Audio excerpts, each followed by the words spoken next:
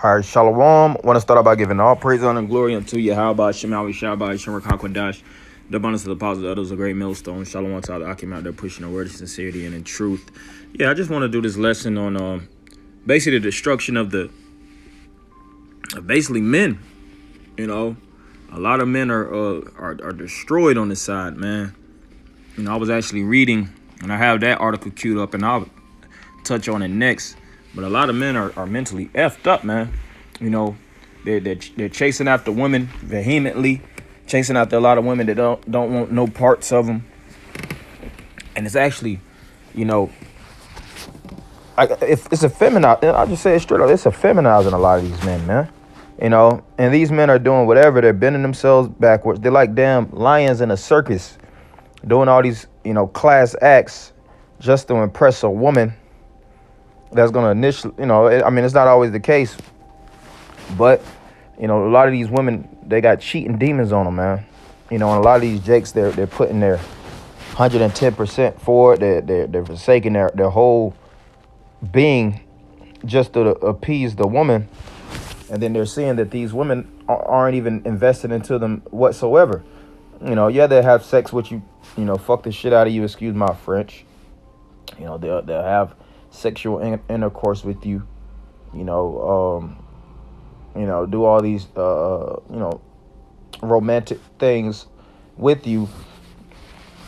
And as you're emotionally and mentally, you know, attracted and tied in, you know, they'll basically bite your head off like the damn, like the Black Widow spider, man. You know, actually use their subtlety to interwoven you in their web and destroy you, man.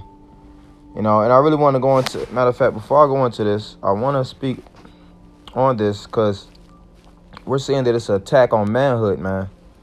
You know, the common man, you know, he doesn't have any type of testicular fortitude. His T levels is at all-time low. They have horrible decision-making skills. They don't have any type of drive, motivation, ambition. A lot of these guys are trying to compete with the woman in her court, women's sports, man. You know, and that could be literal and also spiritual. You know what I'm saying? A lot of these guys be they got fucking prima donna spirits on them. You know, always trying to look cute. You know, this thing isn't always about being, you know what I'm saying, looked at and seen, man. You know what I'm saying? Now, of course, we understand the thing about a man, you know, a thing about being dapper. You know, and it's a thing about being a gentleman. So, you know, I understand that concept, you know, but a lot of men, like I said, they're bending themselves backwards, actually destroying their own mind, trying to, you know, gain some type of traction for a woman, man. You know, dumping all their finances into these women's bank accounts.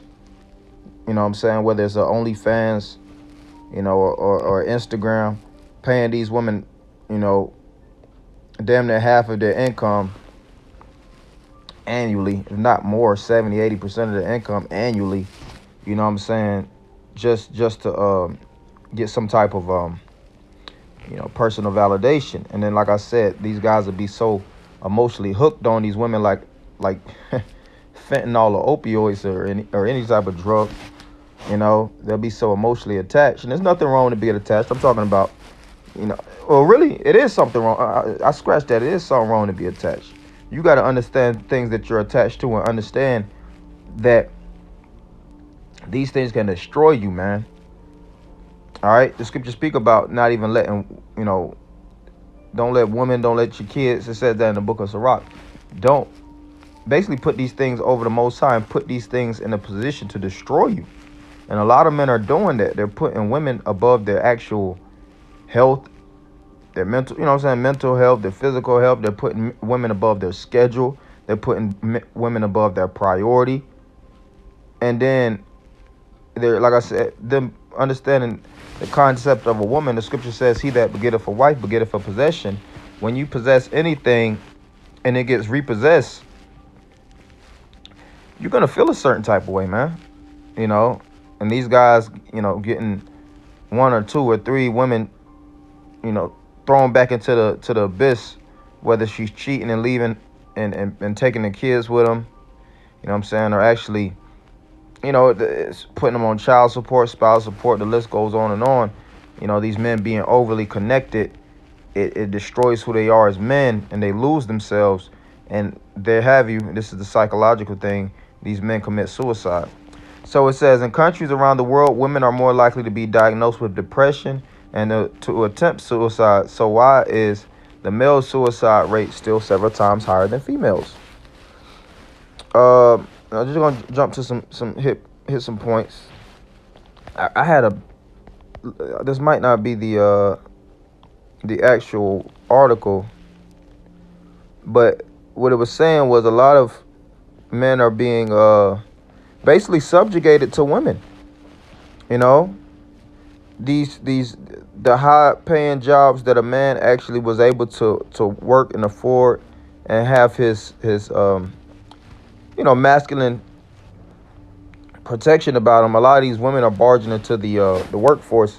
And that started, of course, with the Rosie the Riveter, and you had Jake that went off to the wars, and the women started to take these industrial factory-based jobs, and that destroyed the actual whole construct of how life was set up, because a man was supposed to be the breadwinner. And it's a certain thing when a man actually retrieves his bread and brings home the butter for a woman to actually appreciate that and take care of her side. But a man has to be the breadwinner. He has to come home. A lot of these men have to cook, clean. They're trying to balance out so much and the whole construct. And then they're constantly being belittled, man. Being called B-ass niggas, which B is short for you know what. They're being called all kind of wild terms that's constantly pegging their manhood. You know what I'm saying? And they're being shaped and crafted by women. And then next thing you know, they become beta men. But it says women also are very more likely than men to attempt suicide. In the U.S., for example, adult women in the U.S. reported a suicide attempt 1.2 times as often as men. But male suicides are often more violent, making them more likely to be completed before anyone can intervene. Access to means is a big contributing factor. In the U.S., for example, 6 in 10 gun owners are men, and firearms account for more than half of suicide. You might also like how social media shapes my depression, and I'll be honest, social media is a major instrument to the depression of men. I'm gonna read a little bit. Men may also choose these methods because they're more intent on completing the act. One study of more than 4,000 hospital patients who had engaged in self-harm found, for example, that the men had higher levels of suicide intent than women. But like I said, this ain't the actual article. It's a few articles that actually support the same notion. It speaks about men with alcohol problems. They alcohol and they run to the bottle thinking that that's going to actually, alleviate pain, as well as running to pornography and things of that nature, man. Running to these adverse things that's really not gonna soften the blow. You see what I'm saying? Now it says suicide kills 6 men in a day and things of that nature. And like I said, this all goes back to really these men that give up and they fall victim. And a lot of it has direct ties to fucking women, man. That's why, like I said, it has direct ties to their masculinity. A lot of men feel like they're not fulfilling their duties. And to be honest, a lot of you guys aren't fucking fulfilling your duties, man. How many men are actually, sticking out their neck for your how about Shemal Shah? Actually going out their way, tapping into the innermost parts of themselves, tapping into their manhood, their liveliness. As it is written in Zephaniah, the 2nd chapter, to gather themselves, O nation not desired. Actually dealing with some form of interpersonal therapy, prayer, fasting, things of that nature. And due to the fact that these guys neglect this, they become mentally malnourished.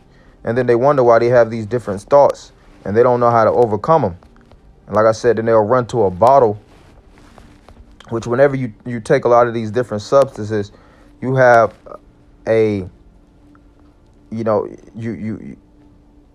basically your the feeling jumps you up You know what I'm saying? It makes you feel good as a upper, so to speak. You know what I'm saying? Makes you feel up, if that's the right term I want to use. But you get what I'm saying. But then initially you crash. Initially you feel worse than when you actually did drink. So you have to become dependent on the drink, or dependent on the weed, or the whatever drugs these different jakes be on. And a lot of these jakes are on these deep depressive drugs, man. A lot of these drugs that's prescribed by doctors, and even though it's witchcraft, a lot of those doctors give you certain prescriptions because they know how dangerous it is. You guys be getting street drugs and you go triple, quadruple the amount of the actual prescription that's even fucking prescribed. It's one thing to even take drugs, but you guys, it's already wicked enough to even take drugs in itself. You guys triple and quadruple the dosage. That's why it's fentanyl deaths that's at an all-time high. If you guys aren't shooting yourself in the fucking head or the chest, or deliberately crashing out, then you drugging yourself to death, deliberately. So we're in the end, man. Like I said, and the scriptures speak about, only a few men that's going to sustain and remain, because this is the belly of the beast, and these walls are caving in, and it's only a few things that you could do in order to survive in this hellhole, man. The Most High has set pockets that a man has to operate under in order to actually enable his life. And a lot of you men keep trying to play the ways of death, and you think that that's going to be sustainable. It doesn't sustain. Death sustains death. Life sustains life. Isaiah 3:12. As for my people, children are their oppressors, and women rule over them. Yeah, a lot of women rule over these men, man. They subjugate these men. And see, I be on social media and I read certain posts and I see how toxic these women is. I just see men on the comment just like fucking seals, man. Because they know if they comment on certain posts and stuff like that, then the algorithm will pick up, and the women's feed will actually have them, and they could get comment, and it makes them feel, and that's an artificial feeling, but when he actually tries to put pressure on her, she's two-stepping, she's backsliding, Michael Jackson sliding away from his ass. So she's putting out pseudo emotions, and she's keeping him at bay, and she's using these different men like orbiters to validate her fuckery, man. And like I said, you as a man, you keep tapping into that inner woman, by trying to validate these women's toxic activity. And next thing you know, you got BA demons on you. Fill in the blanks. These algorithms picking up on everything, man. I ain't finna be, talking crazy on a lot of these, videos, man. But a lot of these men got BA demons on them, man. From having their head stuck up these effing women, vaginas. They're puss, man. Like I said, you got to collapse that whole frame, man, and tap into the inner you. That's why the Most High set up a standard of men and a hierarchy of men. The scripture says, oh ye men. All right, it says, oh, my people, they which lead you cause thee to err and destroy the way of thy paths. And who is the ones that lead us? Hell, the spiritual demon Satan through his physical counterpart Esau, and he puts these women in charge, man. These women are the new fucking taskmasters, man. These women are the new slave masters. Esau basically, directly handed the woman the whip like it's a heritage.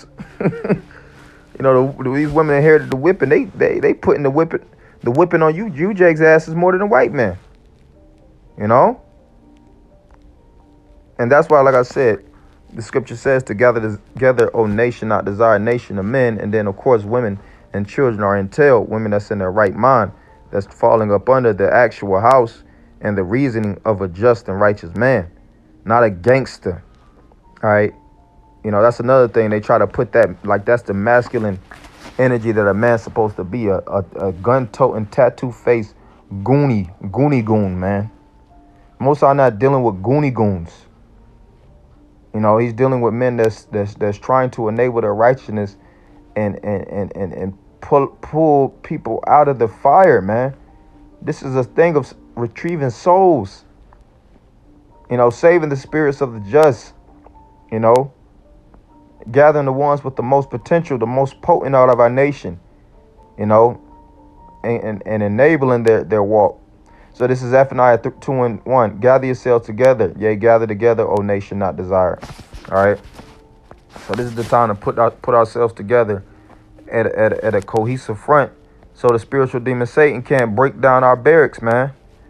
Whenever you had a nation at war, the men were on the front. Women wasn't even a part of the war, man. You know, that's why I said when it comes to these different pressing issues and warfare matters, you know, you Jakes like to put your woman beside you on every step of the fucking battle, man.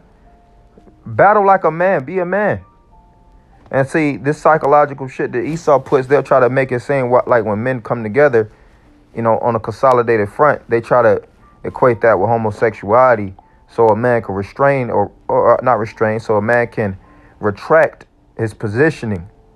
This is warfare, man. This white man, the scriptures speak about how this devil is more subtle than any beast of the field. And you can't get caught up by this man's chicanery, man. You can't get caught up by his tricks, you know, and his deviant nature, and allow him to pull you out of the battle, you know, from the sleight of the tongue. Like I said, this is the time to tap into that inner manhood and tap into your inner sanctum, because Yahweh Shema Shai is raising up that standard. So I'm going to end it with Proverbs 8:4. Proverbs 8:4, unto you, O men, I call, and my voice is to the sons of men. O ye simple, understand wisdom, and you fools, be ye of an understanding heart. You know, and like I said, I just wanted to tap into that, man. It's a lot more scriptures I could tap into. Lord willing, I could keep beating at the same topic, because, you know, we need that as a nation, man. You know, it's only so many men that's standing on the front lines and fighting for that which is right, you know. And like I said, you know, when men do that which is right, everything starts to stack in and come together. So hopefully brothers will edify, and, you know, the few sisters, you know, that do listen, you know. And I want to end by giving all praise, honor, and glory unto Yahweh, Shema, Shah, Shema, Kakradash, double honor to the apostles and elders of Great Millstone. Shalom, Akim.